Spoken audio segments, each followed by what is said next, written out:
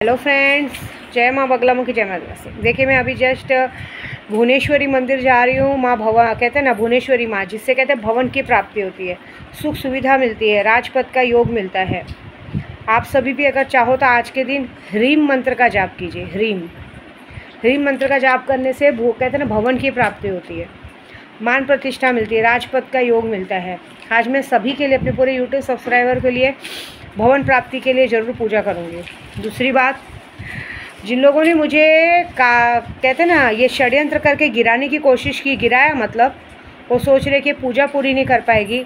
एक बात याद रखो, मैं यूट्यूब चैनल चलाती हूँ, मैं वीडियो बनाती हूँ। अगर मैं व्हील चेयर पर भी बैठी रहूँगी ना, तो भी मैं बैठे बैठे महीने का 1-2 लाख रुपये कमाने की ताकत रखती हूँ। समझ गए? मंत्र मन के अंदर बोला जाता है, मेरी आँख चली जाए, मेरी जबान कट जाए, सब कुछ हो जाए, लेकिन तो भी अंतर आत्मा से जो मंत्र पढ़ती हूँ ना, उसको कोई रोक नहीं सकता। मंत्र मुझे सिद्ध है। और आज ही मैंने अपने सारे मंत्रों से अभिमंत्रित को किया है। देखो, ये हड्डी की माला पहनी है मैंने, इन सबसे मैंने किया है, क्योंकि आज काली माता का भी जो मंत्र सिद्ध हुआ है, उससे ये बात तो पता है कि किसी न किसी को तो तुमने तो मुझे गिराया। तो मैं तो एक बात बताऊँ, मुझे मेरे पास इतना पैसा भी है कि मेरे को अगर 6 महीने भी पलंग पे रहने पड़े ना, तो भी मैं 6 महीने पलंग के लिए कम से कम 4 नौकरानी रख के अपने साथ अपनी ज़िंदगी अच्छे से जी सकती हूँ। लॉकडाउन जैसे टाइम पे तो मेरे बच्चों को कभी बुखार भी नहीं आया और कभी खाने पीने की कमी नहीं हुई। उल्टा तुम लोगों की हालत ख़राब थी, जिन लोगों ने फालतू हरकत की है। माया मैडम की सास, क्या बोलते हैं ये जो आजकल था, क्या बोलते हैं वहाँ पे, कोकण वाली, कितनी चर्बी है ना तुम तीन लोगों की गांड में। तुम लोगों को कितना मज़ा आता है ना लोगों को परेशान करके। लेकिन सोचो, मेरे पास तो संभालने के लिए सबके पास पैसे है। तुम्हारा एक्सीडेंट हो जाएगा ना, तो तुम लोग तो बाहर हगने को जाते हो मैदान में, कौन लेके जाएगा ये तो बताओ। कोकण वाली मैडम, तुमको तो तुम्हारा पति और बच्चा पूछता ही नहीं है, अकेले ज़िंदगी जीनी पड़ती है, दूसरों की मालिश कर करके, है ना, फेशियल मसाज करके।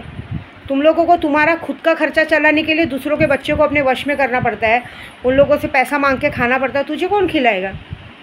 मतलब ज़बरदस्ती दिमाग पे नहीं लग रहा है, लेकिन तो भी दिमाग पे लगे ना, क्योंकि कल चेहरा दिखा है। और माया मैडम की सास 10 रंडियाँ मारी होगी ना, तो ये औरत छिनाल पैदा हुई है। इसका मैंने अभी तक शायद इसके जेठ और देवर को देखा नहीं है कि नहीं, तो पता चल जाता, क्योंकि इसके पति के जैसे तो तीनों बच्चे दिखते नहीं है ना। 3 के 3 बेटे पैदा किए, लेकिन तीनों बेटे भी अलग रंग के हैं। मतलब ये बात तो पक्की है कि तुम्हारा खानदानी टाइम ही है, क्योंकि तुम लोग ने ज़िंदगी में बस दूसरों को जादू टोना करके ही अपनी तरफ किया। माया मैडम को बोलूँगी कि एक बात बता, तेरा पति तेरे पास बैठना मंजूर नहीं करता, सिर्फ फ़ोन पे बातें करना पसंद करता है तुझसे, वो भी तू फ़ोन करती है, सिर्फ तेरा हालचाल लेता है फॉर्मेलिटी के लिए। सच्चा प्यार होता है ना, जहाँ पे वो इंसान 1 मिनट भी अपनी औरत के बगैर नहीं रह सकता, पागल हो जाता है इंसान। तेरा पति तुझसे महीनों 2-2 महीना दूर रहता है, उसके बाद भी अगर गलती से घर पे चला गया, तो एक रात शायद तुझे खुश करने की भी कोशिश की, तो तू पहले से ही 10 लोगों से अपनी करवा ली चुकी होती, तो तेरे अंदर वो क्रेज़ी नहीं रहता है कि वो कुछ कर सके, सिर्फ तू तड़प के रह जाती है। तेरी ज़िंदगी सबसे बड़ी झंड है, क्योंकि तेरे को सच बोलूँ, तेरी बेइज्जती इसलिए करती हूँ मैं, क्योंकि तूने लोगों, तेरे लिए जो लोग कोई अच्छा करने जाते हैं ना, तो उन लोगों के साथ ब्लैक मैजिक करने की कोशिश करती है, काला जादू करती है। तूने बल्कि अपनी इज्जत बाबाओं को दे के आई है। बच्चा पैदा करने के लिए बाबा के साथ हम बिस्तरी की, तब उसने तेरे को कहते हैं ना शमशान की राख वाख सब दे के वो किया, ऐसा सब कुछ है। कुछ कर नहीं सकते तुम जैसे लोगों का। लेकिन एक बात है कि मुझे तो गिराया, मुझे संभालने के लिए मैं अपने आप को संभाल भी लूँगी, और अगर मैं गिरी ना, तो मुझे संभालने के लिए 10 नौकर रखूँगी, इतना पैसा है। लेकिन तुम लोगों का एक्सीडेंट हुआ ना, तो एक बात याद रखना कि तुम लोगों का एक्सीडेंट होने में तुमको बचाने वाला कोई नहीं है। तो एक बात याद रखना कि मेरा एक्सीडेंट तो करा दिया, मुझे तो गिरा दिया, तो मेरे को संभालने के लिए मेरे पास इतना पैसा भी सब कुछ है। मैं क्या बोली, मैं 40 दिन सैलानी में भी थी ना, तो भी वहाँ पे मेरे पास पैसा है, मैंने वहाँ चादर चढ़ाई, सब कुछ की, क्योंकि मैंने क्या कहा, जहाँ पैसा है वहाँ विद्या देवी नहीं है, जहाँ विद्या देवी है वहाँ पैसा है। एक बात याद रखना, मेरे साथ 4 जन 10 जन सब रहेंगे, सब ऐश की दुनिया जिएंगे, ऐसी बात है। लेकिन तुम्हारा क्या होगा? मैं तो माया मैडम से पूछती हूँ, तूने अपने पति को वश में करके पहले तो माँ बाप से अलग लेके गई, एक ऐसी सड़ीली जगह पे लेके कि ना, जहाँ लाइट है ना, पंखा है, कुछ नहीं, गर्मी में। फिर तू गांड उठा के अपने जेठ के पास जाने लगी सुबह बच्चा संभालने के लिए, आया की नौकरी करने गई, है ना। उसके वो भी तेरी वजह से आज की तारीख में तेरे जेठ का काम धंधा सब बंद है, तबीयत खराब रहती है, कभी भी हार्ट अटैक आ सकता है, क्योंकि तेरे बच्चे का असली बाप तो वही है। और भगवान से मैं भी मनाऊंगी कि तेरे बच्चे का साल पूरा होने से पहले तेरे बच्चे का असली बाप ऊपर चला जाए। वो तो जाएगा ही, तेरी वजह से उसकी 3 बेटियों की पढ़ाई कौन करेगा? तेरी सास जो तेरी गांड गुलामी करती, तेरे पीछे पीछे तेरे लोगों को करती है, उस बेचारी को क्या मालूम कि मैं इसके लिए इतना करती हूँ और ये मेरे बेटे को ही मेरे लिए चढ़ाती है, पैसा नहीं देने का, नहीं देने का। तूने अपनी औरतें 40 सब आदमी लोग में डाल के रखी है। लेकिन तेरा हाल क्या होगा मालूम है?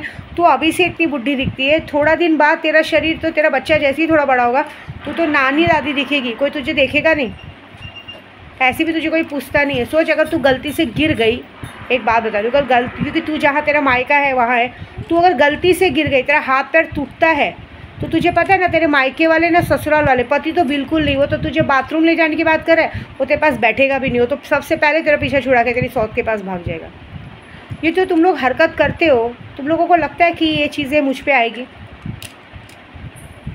तेरी सास को अपने तीनों बेटों से भीख मांगनी पड़ती है, क्योंकि सेल्फ रिस्पेक्ट बहुत बड़ी चीज़ है। कभी उसने अच्छे से रहा नहीं, बट बेटों के साथ रहने की कोशिश नहीं की। तेरा ससुर बहुओं पे गंदी नज़र रखता है, उसकी वजह से उसके बेटों ने सबने उसको भगा के रखा है, क्योंकि पूरे समाज के सामने तो अपने बाप को मार नहीं सकते ना झापट, ऐसा सब कुछ है। ये सारी गलतियां होने के बाद भी वो दोनों कहते हैं ना, उन लोगों को बोलना नहीं चाहिए, लेकिन क्या करें, बहुओं का साथ ज़्यादा देते हैं ना, क्योंकि बहुएं फ्री में जो दे देती हैं सब कुछ।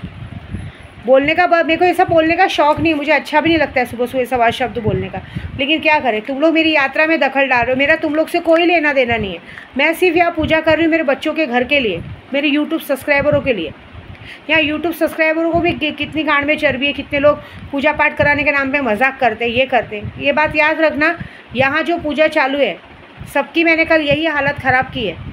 कल मुझे माँ मसानी मेलडी का एक ऐसा मंत्र मिला है कि माँ काली का मसानी मेलडी मंत्र, कि जितने लोगों ने भी इस तरह पूजा पाठ का मजाक लेके कि हमको पैसे वापस कर दो, ये कर दो, वो कर दो, तुम देख लेना आने वाले 1 महीने के अंदर तुम्हारे घर में मौतें होंगी, तुम्हारी सबसे प्यारी चीज़ जाएगी, कोई विधवा होगी, किसी का सुहाग जाएगा, किसी के बच्चे जाएंगे, कुछ ना कुछ ऐसा बड़ा होगा जिसकी वजह से तुम लोग पछताओगे कि क्यों हमने विद्या दी से पंगा लिया। क्योंकि आप लोग पूजा कराते हो ना, मैं अभी बोलती हूँ पूरे यूट्यूब को, आप लोग पूजा कराओ तो पैसा देते समय ये मत सोचो कि हमें वापस लेने, हम काम कर रहे हैं।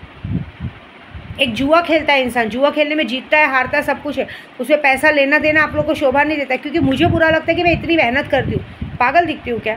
मंदिर मस्जिद, अभी आज इतना पैर में दर्द होने के बाद भी मैं पूजे पे जा रही हूँ। मैं भी चाहूँ तो आराम कर सकती हूँ, तुम लोग को झूठा बोल सकती हूँ, मैं पूजा करके आ गई, कहीं की भी छोटी मोटी वीडियो डाल सकती हूँ, लेकिन नहीं, ये गलत है, रॉन्ग है। मेरा काम है कि आपने मुझे पैसे दिए हैं तो मुझे उस जगह जाके पूजा करनी है, क्योंकि कामाख्या में भी मेरे 99% लोग वीडियो देखते हैं। अगर मैं पूजे पे नहीं बैठूँगी तो मैं झूठी पड़ूँगी। पैसे से ज़्यादा अपनी ईमानदारी बहुत मायने रखती है। चाहे कोई मुझे पैसा दे मत दे, लेकिन मैं पूजा कर रही हूँ, पूरा कामाख्या देख रहा है, पूरा देश देख रहा है, पूरे लोग देख रहे हैं कि नहीं विद्या माँ गई है तो पूजा कर रही है, पैर में घाव लगा है तो भी कर रही है। मैं तुम जैसों को सर्टिफिकेट नहीं दूंगी, मुझे जहाँ लोग देख रहे हैं वो लोग जानते हैं कि तुम लोग अपना कर्मा भुगतोगे, तो कर्म भुगतने को तैयार रहो। ये बात तो पक्की है माया मैडम, देख तेरा पति तेरी बातों में इसलिए आता है क्योंकि तू आहो आहो आहो करके हमेशा उसकी बातों में उसको फंसाती रहती है। लेकिन उस गधे को ये समझ में नहीं आता है कि अगर एक बीवी अपने पति से प्यार करेगी ना, वो उससे दूर नहीं रह सकती। मैं कभी कभी मजबूरन महीना बाहर रहती हूँ अपने पति से, तो भी फ़ोन पे झगड़ा हो जाता है कि अगर वो मेरी सौत के साथ बैठा रहे तो मेरा लड़ाई हो जाता है, क्यों बात नहीं करे, क्यों नहीं करे, और साथ में रहे तो साथ में मुझे वो चाहिए ही चाहिए। और तू कैसी औरत है कि तेरा महीना भर पति तेरा बाहर रहता है ना, तेरे पति को तेरे अंदर इंटरेस्ट नहीं है, क्योंकि तू एक गंदी औरत है। वो जानता है कि तू उसकी भाई की जूठन है, भाई के पास जाके सो चुकी है, बच्चे पैदा कर चुकी है, बाप के पास जा चुकी है, उसके बाद भी सती सावित्री बनती है, उसके बाद भी तू गलती क्या करती मालूम है? तू जरा सा तेरे पति ने अगर तेरा फ़ोन नहीं उठाया, कुछ नहीं अगर काम में, तो तुरंत तू अपने यार को, अपने ससुर को फ़ोन लगा देती है, फिर वो वहाँ से फ़ोन आ जाता है, क्या है कैसा है। ये निर्लजपन छोड़ दो, क्योंकि तुम्हारे बच्चे बड़े हो रहे हैं। कल पता चला ये ना हो कि तुम्हारा बेटा खुद तुम्हें उठ के तू तमाचा मारे कि मैं तेरी कोख से पैदा ही क्यों हुआ, कोख से पैदा होते ही मर गया होता तो अच्छा रहता। ये जवाब तुझे मिलेगा, ये आज की तारीख में नोट करके ले, ये तेरी गलती की सज़ा तुझे मिलेगी। तूने जो पाप किए ना, उस पाप का कर्म मिलेगा, ये लिख के लेना। क्योंकि मैं ऐसे ही किसी के लिए नहीं बोलती हूँ, हम लोग है ना भूतन भविष्य वर्तमान सब जानते हैं। ब्राह्मण जात में ऐसी पैदा नहीं हो, ब्राह्मण जात में पैदा होने के लिए भी कई वर्षों तक कितनी तपस्या की होगी, तब जाके मुझे ब्राह्मण जाति में पंडित का स्वरूप मिला है। और पंडित के मुंह से निकली वाणी कभी गलत नहीं थी। अगर मैंने किसी और को कह दिया गलत है तो गलत है, क्योंकि हाजिदा मुझे आईनी अमलियत बोल के दिखाती, लेकिन मेरे कान में कर्ण पिचासनिया के सबकी बात बताती, कौन किससे क्या बात कर रहा है, किसके मन में क्या बात चल रही, क्या मेरे बाजू में बैठा अगर मेरे ड्राइवर भी अगर मेरे लिए गलत सोच रहा है ना, तो भी कर्ण पिचासनी बोलेगी ये तुम्हारे बारे में ऐसा सोच रहा है। मेरा पति भी मेरे पास में बैठ के मेरे लिए गलत सोच रहा है। मैं बोलूँ ना, मेरा पति खुद मुझे गलत समझता है, उसे ऐसा लगता है कि मैं उसके परिवार के पीछे पड़ी। उसको ये नहीं समझ में आता कि मेरे ही परिवार ने मिलके मेरे आ रहे बच्चे को मार दिया। क्यों? क्योंकि उस नाजायज़ बच्चे को पता चलता ना कि वो बराबरी हो जाती तो शक्ल मिल जाती ना, पता चल जाता कि ये नाजायज़ और जायज़ है। मेरे बच्चे को नाजायज़ बोलो तो मैं भी ऐसे ही बोलूँगी। समझ में आना चाहिए लोगों को, क्योंकि बच्चा आ जाता तो दूध का दूध पानी का पानी हो जाता है। इसके लिए सारा खेल करके उस चीज़ को हो गया, लेकिन उसको एक गधे को समझ में नहीं आता कि ये बात के लिए बल्कि मुझे उनको सज़ा देनी चाहिए कि मेरे बच्चे ने क्या बिगाड़ा था। लेकिन क्या है प्रूफ कुछ नहीं है। प्रूफ है ना, प्रूफ ये है कि जब से मैंने पूजा चालू की, इनकी बर्बादी की, आज की तारीख में आदमी औरत पे आँख उठा के नहीं देखता है। माँ बाप पड़े हैं कहाँ पे, मर गए, जिंदा है, तीनों बच्चे पूछते रहिए। उनको पैसों की ज़रूरत रहती है तो वो लोगों को फ़ोन करना पड़ता है। बच्चे तो 2-2 4-4 दिन तक फ़ोन नहीं लगाते। ये तुम्हारे पाप के कर्मों की सज़ा है। घर में कभी भी आवक नहीं, 24 घंटे सब बीमार रहते हैं, पैसों की कमी रहती है, हर दिन आए दिन 2-4 दिन में पुलिस का लफड़ा चलता रहता है, कुछ ना कुछ मगजमारी होती रहती है। 1 रुपये की आवक बचती नहीं है। इतनी बड़ी विद्या देवी के साथ रहने के बाद भी 1 रुपये की आवक है क्या? कुछ जमा किया है क्या? जमा पूंजी? भगवान न करे विद्या देवी मर गई तो उनके पास कुछ जमा पूंजी है क्या कि आगे की ज़िंदगी जी सके, कर सके? नहीं। दोस्तों के साथ पिया खाया, ख़त्म। 24 घंटे अकाउंट खाली, 24 घंटे कागज़ के टुकड़े के जैसा। ज़िंदगी भर क्या किया? अय्याशीबाजी की, दारू पिया, औरतों पे ध्यान दिया, औरतों पे कमेंट मारा, अपने आप को कहते हैं ना कामदेव की औलाद समझ के बस सबको अपनी तरफ खींचने की कोशिश की। ये सब गलत है। कुछ नहीं होने वाला। बच्चों के लिए क्या किया? मैंने तो किया है। मैंने तो आज की तारीख में जो बनाया है वो भी बहुत चीज़ है। बस एक लास्ट घर बनाने की देरी है। बाकी मैंने अपने बच्चों को पढ़ाया लिखा, इंडिपेंडेंट खड़ा किया, आज सब जगह मान प्रतिष्ठा सब दी है, हर जगह पे उनके लिए सारी चीज़ें की है। बस एक चीज़ बची है कि उनके लिए घर करना है। बाकी मेरा कुछ नहीं बचा है। एक घर करना है और तीनों लोगों की अच्छी अच्छी जगह शादी करनी है। बस मेरा काम फिर पूरा, फिर मैं अपना संन्यास पे निकल जाऊँगी। ऐसी बात है। जमा पूंजी बहुत चीज़ों की कर दी है। इतने गहने तो पहन के घूमती हूँ कि अगर गलती से मैं मर गई ना, मेरे बच्चों ने गहने भी अगर कहीं बेच दिए ना, तो भी उनके बिज़नेस के लिए पैसा निकल आएगा। ये याद रखो, बिज़नेस के लिए पैसा निकालेगा। इतना पैसा तो रखा है कि भगवान न करे मुझे कभी कुछ हो गया ना, तो उन्हें किसी के सामने हाथ नहीं फैलाना पड़ेगा। वो अपनी ज़िंदगी जी सकते, जड़ सकते, और सबको इंडिपेंडेंट अपने पैरों पर खड़ा कर दिया। उन्हें गर्व है अपनी माँ पे कि हम अघोरी के बच्चे हैं और हमारी माँ ने हमारे लिए इतना किया। अभी तो आज की तारीख में जैसे ही पता चलता है आप विद्या देवी के बच्चे हो, उल्टा उनसे कोई काम नहीं करवाते, उनके साथ नतमस्तकों के सब बात करते हैं। ऐसी बात है। तो कहते हैं ना, बच्चों के लिए बनाओ, कर्म करो अच्छा। ज़िंदगी भर अय्याशीबाजी करने का कोई मतलब नहीं है। अगर तुमने कुछ कमाया नहीं, बच्चों के लिए बनाया नहीं, तो कल बच्चे भी वही निकलेंगे, नशेड़ी गजड़ी बनेंगे, जाके सबके साथ गलत करेंगे। क्योंकि बच्चे जो घर में देखते हैं बाहर वही जाके करते हैं। मैंने अपने बच्चों को पूजा पाठ सिखाया, कर्म सिखाया। आज वो घर में रह के चुपचाप घर में रहते, खाना पीना खाते और अपनी ज़िंदगी जी। उनको ये इस बात का डर है कि अगर हमने कुछ गलत किया तो हमारी मम्मी काट के फेंक देगी। भले मैं महीनों भर तक बाहर रहती हूँ, लेकिन मेरे बच्चे घर में रहते हैं। फालतूगिरी कहीं कुछ नहीं है। नहीं तुम्हारे बच्चों का क्या? कुछ नहीं। एक बाप के लिए तरसता है, माँ रहती है, माँ हमेशा अलग अलग मामाओं के साथ जाती है। कभी बेटे को पिज़्ज़ा खिला दिया, वो कर दिया, 2 झापड़ मार दिया, ये कर दिया। आज की तारीख में औरतें क्या करती है? बॉयफ्रेंड के साथ भी घूमने जाएगी और बॉयफ्रेंड को मामा बना देगी, और बच्चों को ज़बरदस्ती वो सारी गंदगी देखनी पड़ती है आँख से, और उसके बाद उनको डांट टपट के चुप करा देंगे। ये बहुत गलत बात है।